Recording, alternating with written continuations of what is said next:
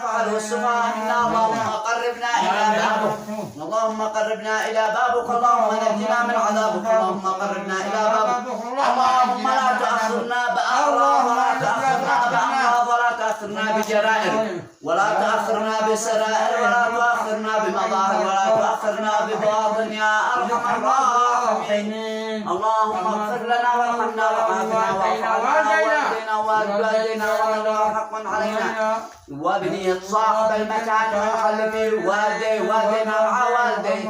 والمنتقلين من أمة محمد أجمعين اللهم ارحمنا واغفر لنا وعافنا وارحمنا واصلحنا أمورنا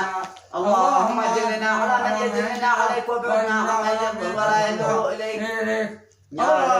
رب الجلال والإكرام الحمد لله رب العالمين الرحمن